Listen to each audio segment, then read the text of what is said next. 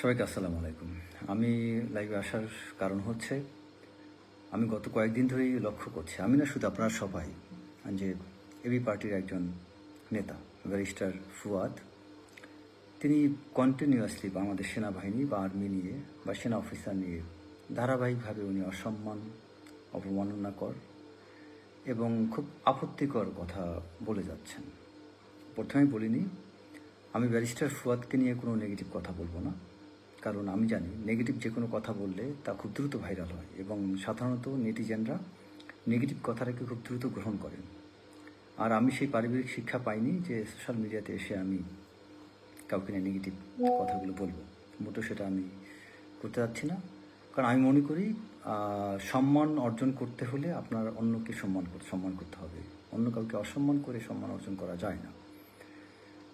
তাই আমি এখানে শুধু জবাব দেওয়ার জন্য আসছি, আমি কোনো মানুষকে হেয় করার জন্য আসছি না। আর আমি এটা জানি ব্যারিস্টার ফুয়াদ তিনি অত্যন্ত ভালো কথা বলেন, ভালো কথা বলতে পারেন এবং যুক্তি দিয়ে কথা বলতে পারেন। কিন্তু তার মানে এই না যে আপনি ভালো কথা বলতে পারেন বা যুক্তি দিয়ে কথা বলতে পারেন মানে আপনি অন্যকে অসম্মান করে কথা বলবেন বা অন্য থেকে আঘাত করে কথা বলবেন, এটা উচিত না। এবং এটা অন্য না, শুধু পুরো বাংলাদেশ সেনাবাহিনী তার কথায় ক্ষতবিক্ষত হচ্ছে। আমার কাছে অনেক অফিসার অনেকেই টেক্সট করেছে এবং অনেকে অনুরোধ করেছে যাতে এটা নিয়ে আমি কিছু কথা বলি। তাই কথা না বলে পারছি না। আজকে ব্যারিস্টার ফুয়াদকে নিয়ে কিছু কথা আমার বলতেই হবে। আমি ব্যারিস্টার ফুয়াদকে আমি জাস্ট কয়েকটি বিষয় আমি ওনার তার জ্ঞাতার্থে বলবো যে আপনি যেই আন্দোলনে আজকে ফল ভোগ করছেন, যে আজকে যে সরকার পরিবর্তন হলো, সেখানে যেটা চলে গেল, ফুয়াদ সাহেব আপনি জাস্ট খেয়াল করে দেখেন। আমি আপনার প্রতি সম্মান করে বলি, ফুয়াদ ভাই আপনার সাথে আমার মনে হয় কয়েকবার হোয়াটসঅ্যাপে কমিউনিকেশন হয়েছে, অ্যান্ড আমি পার্সোনালি আপনাকে রেসপেক্ট করি। আমি বলে নিচ্ছি আপনার সাথে আমার শুধু যুক্তি খণ্ডন হবে, আপনার সাথে শুধু আমি কিছু বিষয়ে জবাব দিচ্ছি, আপনার কাছ থেকে আবার কিছু প্রশ্ন রাখছি জবাব জানার জন্য। আপনার প্রতি বিন্দুমাত্র আমার কোনো অসম্মান নেই। তো ব্যারিস্টার ফুয়াদ, আপনি যা চিন্তা করেন যে আজকে যে বাংলাদেশের যে আপনি আজকে এইভাবে কথা বলছেন বা আপনি যে আজকে পরিবর্তন দেখতে পাচ্ছেন, এই পরিবর্তনটা কাদের হাত ধরে? সেনাবাহিনীর হাত ধরে। আপনি এখানে জেনারেল ওয়াকারের কিছু ভূমিকা আপনার কষ্ট থাকতে পারে এবং সেটা আমরা সেনাবাহিনী অনেক অবসরপ্রাপ্ত কর্মকর্তারা অনেকেই কিন্তু এটা নিয়ে আমরা কনস্ট্রাকটিভ সমালোচনা করি। ওয়াকার স্যারের কাছে আমরা আবেদন করি, স্যার কেন আপনি এটা নিয়ে এভাবে করছেন, কেন এভাবে করছেন? কারণ এটা হচ্ছে কনস্ট্রাকটিভ আপনার ওয়েতে মানুষকে অ্যাপ্রোচ করা। মানে মুহূর্তের মধ্যে একটা মানুষ কোনো ভুল করলো মানে আপনি ডিরেক্টলি সেই মানুষটার প্রতি অকৃতজ্ঞ হয়ে যাবেন, মুহূর্তে আপনি তাকে গালি দিবেন, এটা কিন্তু কোনো শিক্ষা আমাদেরকে কোনো সমাজ কোথাও থেকে এই শিক্ষাটা আমাদেরকে কেউ দেয় না। সো আপনার খেয়াল রাখতে হবে যে আজকে বাংলাদেশে যে অবস্থাটা আসছে বা এই যে পরিবর্তন, এটা সেনাবাহিনীর মাধ্যমে, শুধু বাংলাদেশ না, আপনাদের সবার উদ্দেশ্যে বলছি। বিশ্বের আব্রাহাম লিঙ্কন থেকে শুরু করে মাও সেতুং বা আপনার যত বড় বড় আপনার পরিবর্তন হয়েছে, প্রতিটা পরিবর্তনের সেনাবাহিনীর হাত ধরে এবং কোনো না কোনো সেনা কর্মকর্তার মধ্যে। বাংলাদেশে আজকে জিয়াউর রহমানের হাত ধরে কিন্তু গণতন্ত্র আপনারা দেখেছেন। এবং আপনার আমেরিকা বলেন, সেই আব্রাহাম লিঙ্কন বলেন বা মাও সেতুং বলেন বা আপনার আরও অনেক ব্যক্তিরা আছেন, আমি হয়তো এই নামগুলো আমি বলতে গেলে আরও সময় যাবে। সো এই ব্যক্তিগুলোর মাধ্যমে কিন্তু আপনার সারা বিশ্বে কিন্তু অনেক বড় বড় পরিবর্তন আসছে। সো আপনি সেনাবাহিনীকে আপনি যেভাবে ঢালাওভাবে অসম্মান করে কথা বলেন, চাকর বাকর, এই শব্দগুলো, এটা কিভাবে আপনি একজন ব্যারিস্টার হয়ে, আইন প্রণেতা হয়ে আপনি বা আইনজীবী হয়ে কীভাবে আপনি এই ভাষা ইউজ করেন? চাকর বাকর মানে আপনি কি ভাই জানেন না যে আপনার মানে অ্যাকচুয়ালি একজন পাবলিক সার্ভেন্ট বা সোলজার মধ্যে পার্থক্য কি? পাবলিক সার্ভেন্ট এবং সোলজার এক না। একজন পাবলিক সার্ভেন্ট একজন সোলজার মতো এত ঝুঁকি নেয় না। আমি যখন সেনাবাহিনীতে যোগ দেই তখন আমার বয়সেই যারা, তারা ঢাকা ইউনিভার্সিটি তখন ফুর্তি করে বেড়ায়, তারা তখন বিসিএসের স্বপ্ন দেখে। বা আমি যখন কাদা মাটিতে সেই ড্রেনে যখন আমাকে ডুবানো হয় বা আমার মতো কর্মকর্তা যখন ট্রেনিং করে কম বয়সে, আমাদের গোল্ডেন টাইমটাকে যখন আমরা আমাদের প্রশিক্ষণের কাজে ব্যয় করি, তখন আমাদের বয়সী বন্ধুবান্ধবরা তখন কিন্তু প্রেম তামাশা অনেক কিছু করে বেড়ায়, ফুর্তি করে বেড়ায়। আমাদের কি তখন মন চায়নি ফুর্তি করতে? আর আমরা যারা আর্মিতে জয়েন করেছি, আমি আমার এক কোর্সের কথা বলি, আমার এক কোর্সের মধ্যে ফুয়াদ সাহেব, আমি চাই না আপনার রেজাল্ট কি, আমার এক কোর্সে আমরা 30 জনের উপরে ডাবল স্টান করা ছাত্র জয়েন করেছিলাম ভাই। মাল টাইপ কোনো ছেলে কিন্তু সেনাবাহিনীতে আমাদের সময় চান্স পেত না। আমাদের সাথে অ্যাটলিস্ট আমি আমার সময় বলতে পারবো, আমার ক্লাসে আই ওয়াজ ফার্স্ট বয়। তো আমি আমার সময়ের আমি সেরা ছাত্র হিসেবে কিন্তু এই সেনাবাহিনীতে যোগ দিয়েছি, এবং আমার চেয়ে অনেক মেধাবীরা সেনাবাহিনীতে, এবং আমি তাদের কাছে আমি সত্যি কথা কিছুই না। সেই আমার সম্পর্কে যদি আপনি ঢাকা বিশ্ববিদ্যালয়ে খোঁজেন, আমি 3টা ডিপার্টমেন্ট থেকে মাস্টার্স করেছি ঢাকা বিশ্ববিদ্যালয়ে। 3টা ডিপার্টমেন্টেই প্রথম দিকেই ছিলাম, একদম খুব বেশি পেছনের দিকে যাই নাই। সো যারা যারা আমার সাথে মাস্টার্স করেছেন তারা জানেন আমি কেমন ছাত্র ছিলাম ভাই। তো সেই আমরা কিন্তু ওইরকম মেধা নিয়ে কিন্তু আর্মিতে যোগ দিয়েছিলাম ভাই। সো আপনি আমাদেরকে এইভাবে আপনি কথা বলতে পারেন না। আপনি যেভাবে আপনি চাকর বাকর করে কথা বলেন, আপনি আপনার জীবনে কতবার রিস্ক নিয়েছেন, আর আমরা কতবার রিস্ক নিয়েছি। আমাদের সময় রিস্ক আপনি নেন। আচ্ছা, তারপরে আপনি আপনি বিভিন্ন চাল ডাল এটা ওটা নিয়ে অনেক কথা বলছেন। আপনাকে আমি একটা কথা বলি, আপনি অনসাইড বক্তব্য না দিয়ে আপনি চিন্তা করেন, সেনাবাহিনী ব্যবসা করে আপনাকে কে বলছে? সেনাবাহিনী যে সেনা কল্যাণ এটা কারা চালায় বলেন, আপনি বলেন। জানেন সেনা কল্যাণ কাদের অধীনে চলে, কারা এটার কর্মকর্তা? সেনাবাহিনীর অবসরপ্রাপ্ত কর্মকর্তারা চালায়। যে আপনার হোটেল রেডিসান, এটা কর্মকর্তা কারা? Serving officer? নো, এই রেডিসানটা চালাচ্ছে আমাদের অবসরপ্রাপ্ত কর্মকর্তারা। সেনাবাহিনী ট্রাস্ট ব্যাংক, এখানে কারা এখানে নিয়োগ পান? বিভিন্ন বেসরকারি কর্মকর্তা, এবং এখানকার বিভিন্ন দায়িত্বে আমাদের কিছু কিছু দায়িত্বে অবসরপ্রাপ্ত কর্মকর্তারা আছেন। আপনার বিভিন্ন জায়গায় আমাদের ওয়েলফেয়ার বা আমাদের সেনা কল্যাণ বা আমাদের বিভিন্ন সেক্টরগুলোতে আমাদের অবসরপ্রাপ্ত কর্মকর্তারা কাজ করে। এখন আমি আসি, একজন সিভিল সার্ভেন্ট কত বছর বয়সে রিটায়ারমেন্টে যায়? 59 থেকে 63 বছর বয়সে। আর আমাদের সেনাবাহিনী কর্মকর্তারা কত বছর বয়সে রিটায়ারমেন্টে যায় বলেন? 45 থেকে 50 বছর বয়সে। এই 45 থেকে 50 বছর আমাদের অনেক ক্লাসমেট বন্ধু বান্ধব আছে ভাই, যাদের ক্যারিয়ার শুরু হয় 35 বছর 40 বছর বয়সে বলতে গেলে। আর সেখানে একটা সেনাবাহিনীর কর্মকর্তা বা একজন সেনা সদস্য সে 45 থেকে 50 বছর বয়সে অবসর যাচ্ছেন, তো তার তো যথেষ্ট সময় পড়ে আছে কাজ করার। সেই ব্যক্তিটাকে যদি সেনা কল্যাণে জব দেওয়া হয়, আপনার সমস্যা কি তাতে ভাই? আপনার কেন এটা নিয়ে জ্বালাও করাও? আপনি জানেন একজন অবসরপ্রাপ্ত অফিসার, জেসিও, সৈনিক, তারা তাদের কর্মসংস্থানগুলোতে সে কতটা সাফল্যের সাথে কাজ করছে। বাংলাদেশের বিভিন্ন সেক্টরগুলোতে আগে সেনাবাহিনীর লোকজন নিয়োগ করা হতো না। কেন নিয়োগ করা হয় জানেন? কারণ বিভিন্ন সেক্টরে যখন দেখেছে সেনা কর্মকর্তাদের নিয়োগ করার পর তাদের আস্থা আরও বৃদ্ধি পেয়েছে, তাদের কর্মদক্ষতা ওই প্রতিষ্ঠানের আপনার তাদের কাজের রেজাল্ট আরও ভালো হয়েছে, তারা সেনাবাহিনীর কাছ থেকে ভালো আউটপুট পেয়েছে। তারপরেই কিন্তু আস্তে আস্তে এই সিভিল সেক্টরে সেনাবাহিনীর কর্মকর্তাদের এবং সেনা সদস্যদের নিয়োগ দেওয়া হয়েছে। আজ থেকে 30 বছর আগে বা 35 বছর আগে আমি যখন সিভিল স্টুডেন্ট, তখন আমার মনে আছে বিভিন্ন গার্মেন্টস সেক্টরে সেনা কর্মকর্তাদের খুঁজে পাওয়া যেত না। একটা দুইটা পলমলের মধ্যে কিছু প্রতিষ্ঠানে আমার পরিচিত একজন ব্যক্তি পলমলে জব করতো, তখন তার অনেক সুনাম হয়েছিল যে সেনা কর্মকর্তা নেওয়াতে অনেক লাভ হয়েছে, অ্যাডমিন অনেক কিছু বুঝে। তখন তার দেখা থেকে অন্য প্রতিষ্ঠানগুলো নিয়োগ দেওয়া শুরু করেছে। কারণ কি? তারা যেখানে যায় তারা সব কাজ পারে। সেনা কর্মকর্তাদেরকে এমনভাবে ট্রেনিং দেওয়া হয়, তাদেরকে যে দায়িত্বে দেওয়া হোক সে কাজটা পারবে। আপনি আইনজীবী হয়ে আপনি যদি মনে করেন আপনি সব জানেন, আমিও আইন নিয়ে কম বেশি পড়াশোনা করেছি, হয়তো আপনার মতো ব্যারিস্টারি ডিগ্রি নেই, এবং আমার বাসায় এখনো আপনি আইনের উপর অনেকগুলো বই পাবেন। এই বইগুলো আমাকে কে দিয়েছে? রেফারেন্সটা দিয়ে দিই, ব্যারিস্টার আন্দালিব রহমান পার্থ। ফুয়াদ সাহেব, আপনি পার্থ সাহেবকে জিজ্ঞেস করেন যে তিনি আমাকে আইনের উপর কিছু বই দিয়েছে কিনা এবং সেই বইগুলো আমি পড়ি কিনা।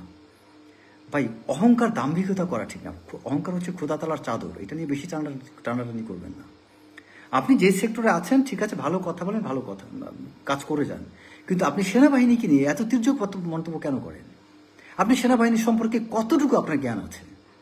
আপনি বাংলাদেশে আপনার অবদান কি, এবং আপনি কয়টা সেনাবাহিনীর কর্মকর্তার অবদান সম্পর্কে জানেন? আপনি তাদেরকে চাকর বাকর বলছেন। আপনি সেনাবাহিনী এত চাকর বাকর, তারা সেনাবাহিনী টাকা থাকেন কেন? আবার সেনাবাহিনীকে কেন বলেন তারা কেন ওইটা করছেন, তারা ওইটা করছে না কেন? তারপরে আপনি একজন আইন প্রণেতা হতে চান, আপনি বলেন যে সেনাবাহিনীকে আপনি বলেন তারা যে যুদ্ধ করবে। আপনি জানেন যুদ্ধ করার জন্য কি পলিসি? আপনার তো জানার কথা এটা। আপনার সেনাবাহিনী যে যুদ্ধে যাবে এইটার জন্য সংসদে আইন প্রণেতাদের কিন্তু আইন পাশ করতে হয়, এবং সরকারের কোন জায়গা থেকে নির্দেশ আদেশ আছে এটা তো আপনি জানেন। সেনাপ্রধান চাইলেই কিন্তু সে সেনাবাহিনীকে যুদ্ধে পাঠাইতে পারে না, এটা সেনাপ্রধানের এখতিয়ার নাই। সেটার জন্য কিন্তু সরকারকে সেই আদেশ দিতে হয়।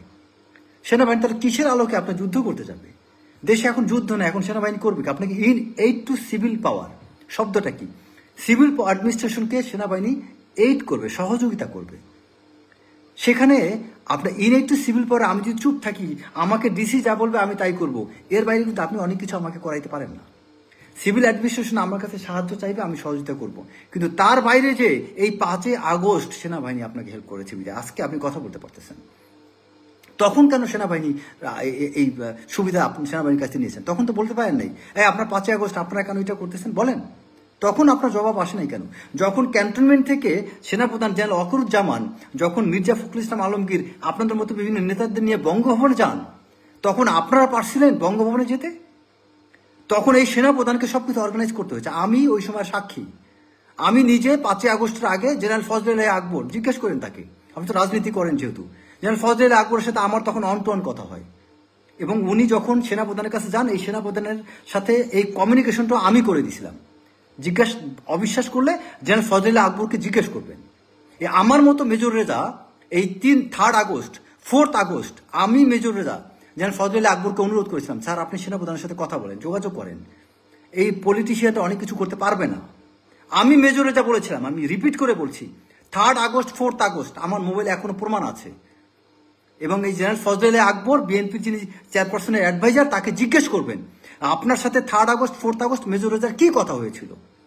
সেদিন জেনারেল ফজলে আকবর সাহেবকে আমি সেনাপ্রধানের মোবাইল নাম্বার, সেনাপ্রধানের পিএস ছিল তখন military adviser brigadier general Kamrul Hasan, তার নাম্বারটা আমি তাকে দিয়ে বলেছিলাম যে আপনি তাকে ফোন দেন, এবং তারপরে তিনি তাকে সেনাপ্রধানের অ্যাপয়েন্টমেন্ট ফিক্সড করে দেন। দেন সেনাপ্রধানের সাথে তিনি কথা বলেন। তারপরে ওই পরের দিন 5 তারিখে সেদিন এই সেনাপ্রধান তখন ফজলে আকবরকে বলেন, স্যার আপনি বিভিন্ন পলিটিক্যাল পার্টির প্রধান বা স্পোক্স পার্সনদেরকে ডাকেন।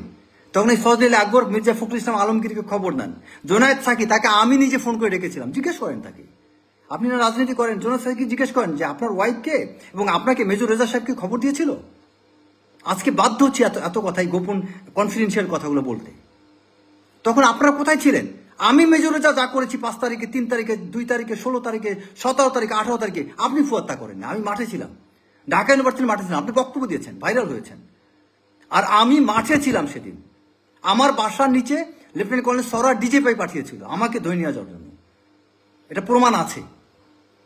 আমাকে গাড়ি চাপা দিয়ে মেরে ফেলতে চেয়েছিল জিয়াউল আহসান, এটা ডিজিপাইয়ের কাছে প্রমাণ আছে, খোঁজ নিয়ে দেখেন। কোনোদিন তো বলতে আসি নাই, কারণ দেশ সেবার জন্য শপথ নিয়েছিলাম, দেশ সেবার জন্য কাজ করতেছি, এটা আমার দায়িত্ব। ফুটানি করা আমার কাজ না। আমরা সেনাবাহিনী গোপনে কাজ করে যাই ভাই, আমরা দেশ রক্ষার জন্য আমরা কাজ করে যাই নীরবে, নিভৃতে। আর আমরা যখন মাঠে আমরা নামি, তখন আমরা কে আওয়ামী লীগ কে বিএনপি এগুলো চিন্তা করি না, আমরা তখন দেশের কথা চিন্তা করি। কোন একটা আর সেনাবাহিনী হচ্ছে একটা অনম্যান শো, সেনাপ্রধান যা বলে সেনাবাহিনী তাই মানবে। যদি কোনো একটা ভুল থাকে, সেনাপ্রধান একা হয়তো কোনো একটা ভুল করতে পারে, তিনি অনেকগুলো ভালো কাজ করছেন, একটা দুটো ভুল থাকতে পারে, কিন্তু সেনাবাহিনীকে আপনি চাকর বাকর বলতে পারেন না। সেনাবাহিনী চাকর বাকর না।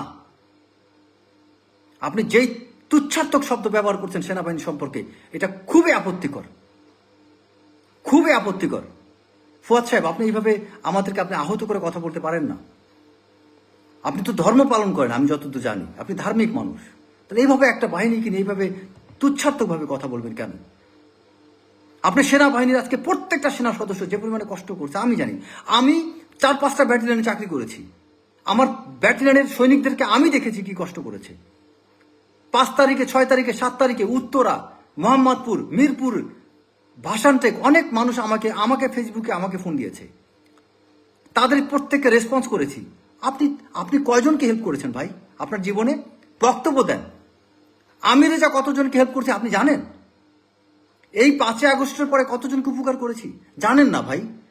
আপনি ফুয়াদ সাহেব আমার কাছে ফোন করে উপকার চাইলে আমিও আপনার জন্য দৌড়ে যেতাম। ভাই আমরা হচ্ছে ওই রকম, আমাদেরকে কেউ সাহায্য চাইলে পারি না পারে আগে যাই, কাজ করতে যাই 10টা ভুল হতে পারে ভাই, 100টা কাজ করলে 10টা ভুল হতে পারে, কিন্তু আমরা কাজ করি, we work, we are not getting viral. আমরা ভাইরাল হওয়ার জন্য খুব মুখরোচক বক্তব্য দিয়ে বেড়াই না ভাই। আপনি যেভাবে আপনি ঢালাওভাবে আপনি সেনাবাহিনীকে বক্তব্য দিচ্ছেন, সেনাবাহিনী পুরো ক্লোজ করে দেন, বাদ দিয়ে দেন না, দেখি না দেশ চালান। সেনাবাহিনী আজকে থেকে বাদ, পারবেন চালাইতে? সেনাবাহিনী একদম সেনাবাহিনীর যা করার কথা তাই করবে। সেনাবাহিনী ব্যারাকে থাকবে, সেনাবাহিনী আজকে ট্রেনিং এ পাঠিয়ে দিবে, জেনারেল ওয়াকার সমস্ত সেনা সদস্যকে আজকে ব্যারাকে পাঠিয়ে দিবে। আর কয়েকদিন পরে সামার কালেকটিভ শুরু হয়ে যাবে। সামার কালেকটিভের এখন প্রস্তুতি গ্রহণ করুক, উনি প্রত্যেকটা ব্যাটালিয়নে কোম্পানি ট্রেনিং এর কাজ শুরু করে দেব, ফুল সেনাবাহিনী ব্যারাকে যাক, দেখে আপনি দেশ চালান না কি করতে পারেন। আপনার হাত কি মুরাদ আছে ঠেকান না। আপনি আওয়ামী লীগের সময় তো বক্তব্য দিচ্ছেন, কি করতে পারছেন, কি উল্টাইতে পারছেন? আপনার বক্তব্য কি হয়েছে? বাংলাদেশ কি উদ্ধার করছেন আপনার এক বক্তব্যের মাধ্যমে? বলেন। সুন্দর বক্তব্য দিয়েছেন, ভাইরাল হয়েছেন, আপনার বক্তব্যে আমিও ফ্যান। So what? এতে কি উন্নতি হয়েছে? দেশটা কি বদলাইতে পারছেন আপনি? ইম্প্যাক্টফুল কি করছেন? মার্কেটিং একটা শব্দ আছে, ইম্প্যাক্টফুল। আপনি যতই বক্তব্য দেন, যতই অ্যাডভার্টাইজমেন্ট দেন, আপনার ইম্প্যাক্ট কি ছিল বাংলাদেশের প্রতি? আপনার কোন কাজটা বাংলাদেশে কি ইম্প্যাক্ট আনছে বলেন? ইম্প্যাক্ট হচ্ছে জেনারেল ওয়াকারের রোল, যেই রোলটা আজকে ইকবাল করিম ভূঁইয়ার মতো একটা চমৎকার সেনাপ্রধান নিতে পারেননি বিধায় তিনি আজকে বিতর্কিত হচ্ছেন। ভদ্রলোক আজকে একটা ফেসবুক পোস্ট দিয়ে ক্লারিফিকেশন দিচ্ছেন। যেন ইকবাল করিম ভূঁইয়ার মতো একটা মানুষকে এই যে ক্লারিফিকেশন দিতে হবে, এটি আমার কাছে খারাপ লাগে। কারণ he was one of the finest general, but একটা ভূমিকা নিতে পারেননি। সে 2014 সালে 15 সালে ইকবাল করিম ভূঁইয়া একটা ভূমিকা নিতে পারেননি বিধায়, সিদ্ধান্ত নিতে পারেননি বিধায় আজকে তিনি ভিলেন। কিন্তু জেনারেল ইকবাল করিম ভূঁইয়া, এটা সত্য, অনেক জেনারেলের চেয়ে অনেক ভালো একজন অফিসার। একটা সিদ্ধান্তের কারণে লোকটা আজকে ভিলেন হয়ে গিয়েছে, এবং একটা বক্তব্যের কারণে আজকে উনি বলেছিলেন রাওয়ার, সেও কিন্তু এই আন্দোলনের জন্য বলেছিল এনাফ ইজ এনাফ। এই শব্দটা অন্য জেনারেল নিতে পারেন, জেনারেল ইকবাল করিম ভূঁইয়া বলেছিল। কিন্তু তিনি একটা বক্তব্য দিয়েছিলেন যে সেনাবাহিনী ব্যারাকে ফেরত যাক। এই কথাটির কারণে আমরা সেনাবাহিনী কর্মকর্তারা এটা পছন্দ করি নাই। কিন্তু তারপর তো জেনারেল ইকবাল করিম ভূঁইয়ার ভূমিকা ছিল। আপনাদের ভূমিকা কি? আমাদের রিটায়ার্ড অনেক জেনারেল আছে, জেনারেল জামিল হাসান, জেনারেল রেজাকুল হায়দার, তারা কন্টিনিউয়াস ফেসবুকে পোস্ট দিয়ে গেছে। জেনারেল আজিজ, আপনার, আমি জেনারেল আজিজ মানে সেনাপ্রধান না, জেনারেল মেজর জেনারেল আজিজ বীর বিক্রম, তিনিও ফেসবুকে লেখালেখি করতেন। আমাদের প্রচুর জেনারেল আপনার সৌল আফজাল, তাদের ভূমিকা, এদের নামই তো অনেকে চায় না, বাট আমি জানি তারা কি করছে। জেনারেল আনোয়ার, এরা অনেক জেনারেল, অনেক ভূমিকা আছে। আপনারা জানেন কিছু? অনেক অফিসার আছে। আমি মেজর, আমাকে সোশ্যাল মিডিয়াতে মানুষ চিনে দিতে হয়তো আমার কথা জানেন, বাট আমাদের প্রচুর অফিসার আছে যারা নীরবে নিভৃতে লেখালেখির মাধ্যমে, এই যে ইলিয়াস অনেক তথ্য পেয়েছে আমাদের সেনা অফিসারের কাছ থেকে, পিনাকিদা অনেকের কাছে তথ্য পেয়েছে, আপনার তারপরে আমাদের জুলকার নাইন, এই সেনা কর্মকর্তাদের কাছ থেকে সহযোগিতা নিয়ে তারা আজকে অনেক লেখালেখি, অনেক কিছু করার সুযোগ পেয়েছে। এই নেত্র নিউজ যা করেছে, তারা তথ্য কোথায় পেয়েছিল? এই সেনা কর্মকর্তাই দিয়েছিল।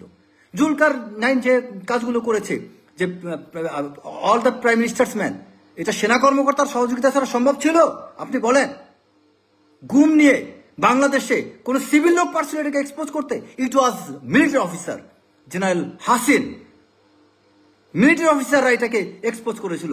গুমের ঘটনা, বাংলাদেশের অনেকগুলো ঘটনা সেনা অফিসাররা করেছে, আপনার মতো ব্যারিস্টার ফুয়াদরা করেনি। বক্তব্য দিলে দেশ উদ্ধার হয়ে যায় না, বক্তব্য দিয়ে দেশ উদ্ধার করা যায় না। পারলে কাজ করে দেখান। যুদ্ধে যাবেন আমার সাথে, আসেন। আপনি আমার সাথে একাডেমিক্সে ভর্তি হবেন, ঢাকা বিশ্ববিদ্যালয় কোন জায়গায় ভর্তি হবেন, আপনার সাথে আমি আবার মাস্টার্স প্রোগ্রাম করবো, দেখি আপনি কতদূর পারেন। আপনি কোন কাজ আমার সাথে করুন, আই গিভ ইউ চ্যালেঞ্জ। আপনি ইলেকশন ক্যাম্পেইন করবেন আমার এলাকায়, জনসেবা, আসেন। ঢাকা শহরে একটা এলাকা সেট করেন, ঢাকা সিটির মধ্যে কোনো একটা এলাকা সেট করেন, আপনাকে অন গ্রাউন্ডে আমি দেখাবো জনসেবা কাকে বলে। বক্তব্য বাদ দেন। মতিঝিল, আপনার খিলগাঁও, মিরপুর, কোন এলাকা আপনি নির্বাচন করতে চান, কোন এলাকা বলেন। আপনি কন্ট্যাক্ট করবেন অমুক এই কয়টা ওয়ার্ড, এই 5টা ওয়ার্ডে আপনি আমি জনসেবা করবো, দেখি কে কত ভোট পায়।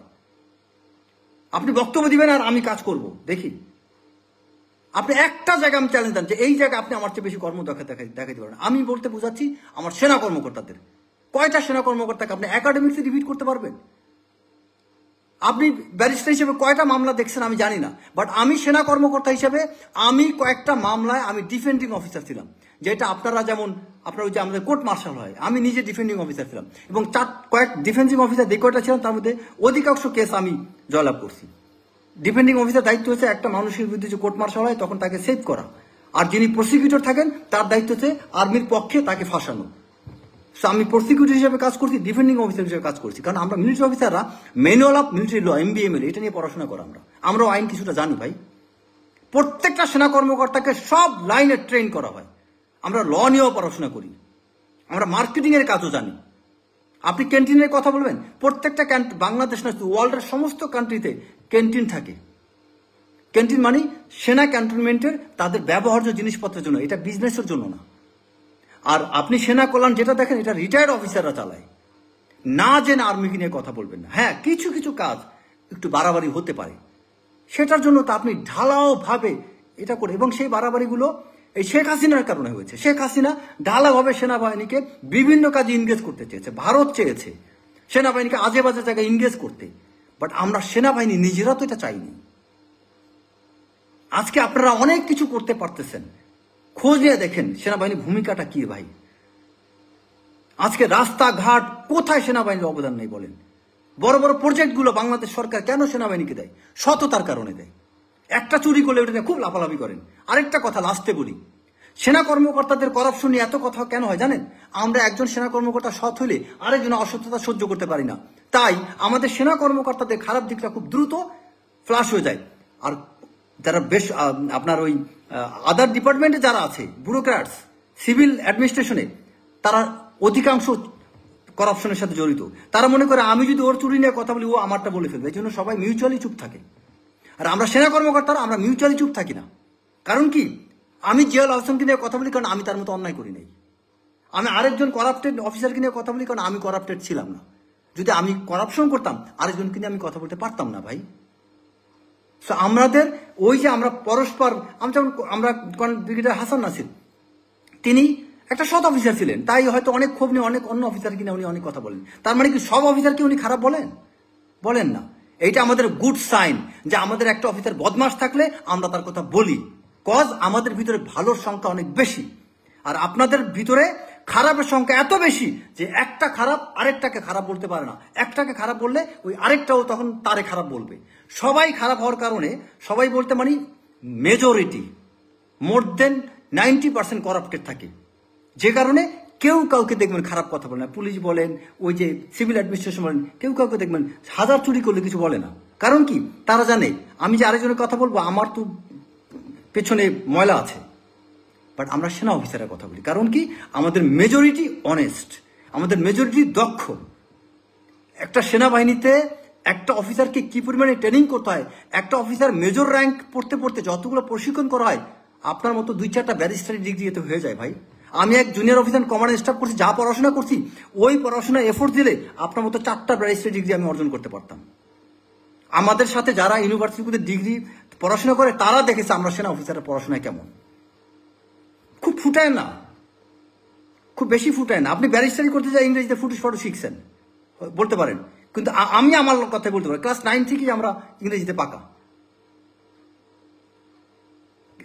নিজের ডিপার্টমেন্টে নিজে ইংরেজি ক্লাস নিজে পড়াইতাম। এত দুর্বল না আমরা, আমরা কিন্তু ফুটুস ফাটু ইংরেজি মারাইতে যাই না আমরা। কারণ কি? আমাদের বেসিক্স, আমাদের ফাউন্ডেশন অনেক ভালো।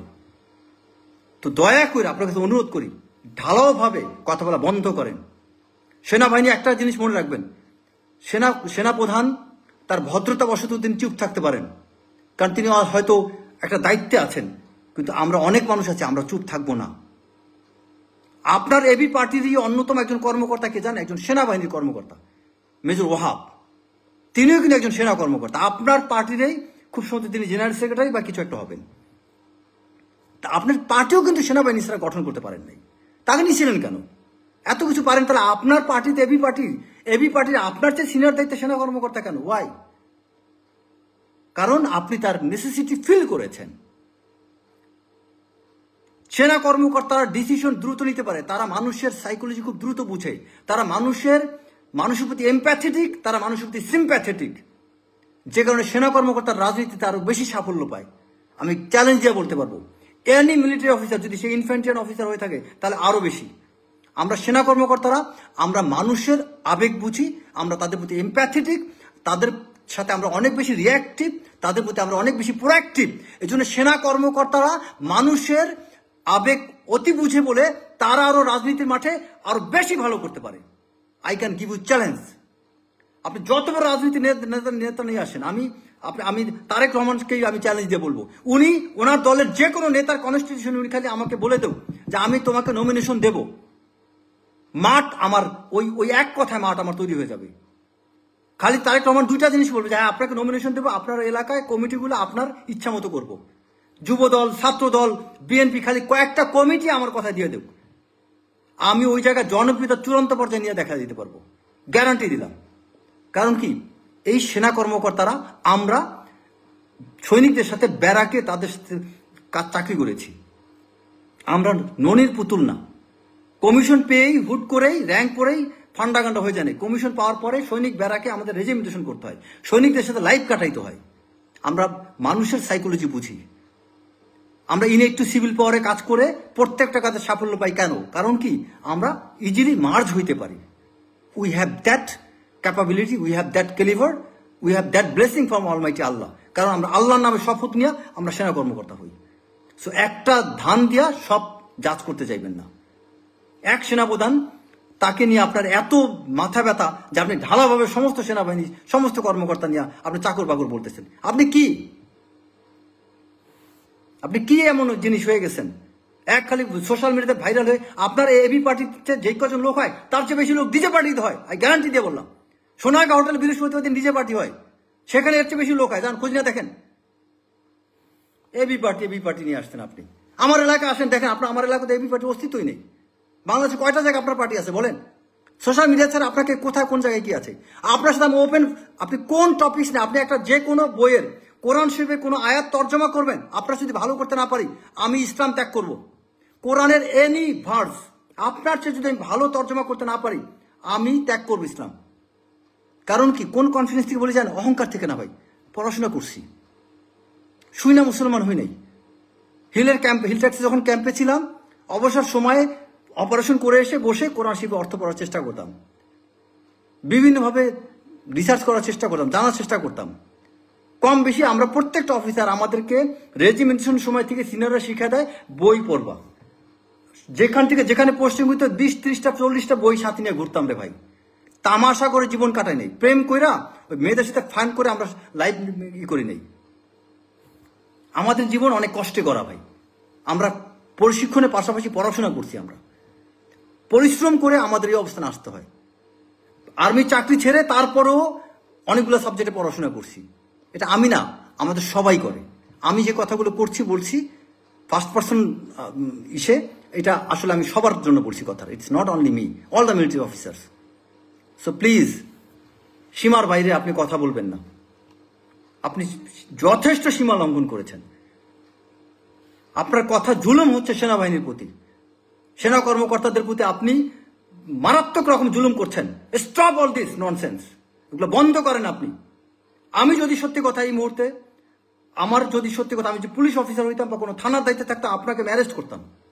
কারণ আপনি পরিস্থিতি খারাপ করছেন, আইন শৃঙ্খলা অবনতি ঘটাচ্ছেন আপনি। বাংলাদেশের মানুষ আইন অনেকে জানে না বিধায় আপনারা এই কিছু আইনজীবীরা আপনারা কিছু সুযোগ নিতে পারছেন। আর বাংলাদেশের আবেগপ্রবণ জাতি, তাতে ধুমধাম কিছু কথা শুনলে, আওয়াজ টাওয়াজ শুনলে, একটু কিছু ইংরেজি ব্রিটিশ অ্যাকসেন্ট শুনলে তো আরো পাগল হয়ে যায়। এই জাতির সমস্যাটা হচ্ছে তাদের মন ছোট, যে কারণে তারা অনেক ক্ষেত্রে আপনাদের মতো মানুষ তাদেরকে মাতাল বানাইতে পারে বক্তব্যের মাধ্যমে। আমি তো দেখি না যে আপনার এই কোন ইম্প্যাক্টফুল কোনো কিছু আপনি করছেন। I never see. সুন্দর বক্তব্য দিচ্ছেন, সো হোয়াট? আপনার কন্ট্রিবিউশন কি আমার কন্ট্রিবিউশন কি ভাই? এই বাংলাদেশে গত 25 বছরে I have enough contribution I have. আপনার কি কন্ট্রিবিউশন বলেন? কয়টা রাত জেগেছিলেন? রাতের পর রাত জেগে আমরা অপারেশন করছি। আপনি কি করছেন? তত্ত্বাবধায়ক গভর্নমেন্ট আমলে চাইলে কোটি কোটি টাকা কামাই করতে পারতাম, এখনো তো ঋণ করে চলি। আপনার তো এত ননির পুতের মতো আমরা চলি না ভাই। দয়া করে আমার সেনা কর্মকর্তাদেরকে নিয়ে তামাশাতে কথা বলেন। আমার সেনাবাহিনীর কোনো কর্মকর্তাকে নিয়ে কখন আপনি চাকর বাকর এসব শব্দ বলবেন না। We are king commission officer, we are not bloody servant. আমরা সেবক, চাকর না। সেবক আর চাকরের মধ্যে পার্থক্য আছে। আমরা সেবক, দেশের জন্য জীবন দিতে পারি। আমরা দেশ সেবার জন্য নিজেদেরকে আত্মনিয়োগ করেছি। We are king commission officer. আমি ওয়ার্ল্ডের যেখানে যাব, যেখানে যে আমার র্যাঙ্কটা বলবো, আমি আই উইল গেট স্যালুট। এটা globally we are suppose to receive it. আপনি কে? হু আর ইউ? আপনি একজন ব্যারিস্টার বাংলাদেশের বাইরে আপনি কে? লন্ডনে যে একটু লাফালাফি করতে পারবেন আর, বাট আমি প্রোটোকল পাবো ওয়ার্ল্ডের সব জায়গায়। কারণ কি? আমি বলতে আমরা সব, বাংলাদেশ না ওয়ার্ল্ডের সব সেনা কর্মকর্তারা পাবো এটা। বিকজ আমাদের সেই কষ্ট আমরা করি, এটা আমাদের অর্জন। সম্মান করেন ভাই, মানুষকে অসম্মান করেন না। আমার কথা কষ্ট দিয়ে থাকলে আন্তরিকভাবে দুঃখিত। আমরা অতি আহত হয়েছি, অনেকগুলো অফিসার ক্ষত বিক্ষত হয়েছে। আপনি অন্তরে আঘাত দিয়েছেন, সেজন্য এই কথাগুলো এইভাবে বলেছি। আমার এক্সপ্রেশন যদি অন্যরকম হয়ে থাকে সেজন্য আমি ক্ষমা প্রার্থী। কিন্তু আমার উদ্দেশ্য আপনাকে অসম্মান করা না। আমাদের সেনা কর্মকর্তাদেরকে সম্মান করুন। আমাদের সেনাপ্রধানের বাইরে, তার আদেশের বাইরে আমরা সেনা কর্মকর্তারা যেতে পারেন না। আর সেনা কর্মকর্তারা যে ভূমিকা এই 5ই আগস্টে নিয়েছে, প্রত্যেকটা অফিসারের ফাঁসি হতো যদি আওয়ামী লীগ ক্ষমতা আসতো। আপনার কি হতো বলেন? আপনার কি হতো? আপনি একটা মামলা হলে জামিন নিয়ে দাঁড়া যেতেন। আর আমাদের কি হতো জানেন? আপনি সেনা আইন সম্পর্কে জানেন কিছু? 5ই আগস্টে এই যে আপনার জেনারেল মাইনুর এখন লেফটেন্যান্ট জেনারেল হয়েছে, আটডকের জিওসি, তিনি চিটাঙ্গে যা কাজ করছেন, যদি আওয়ামী লীগ ক্ষমতা আসতো ওনার চাকরি যেত। লেফটেন্যান্ট জেনারেল তো পরের কথা। সাভারদ্বীপের জিওসি, ওনার তো কোর্ট মার্শালের ফাঁসি হইতো।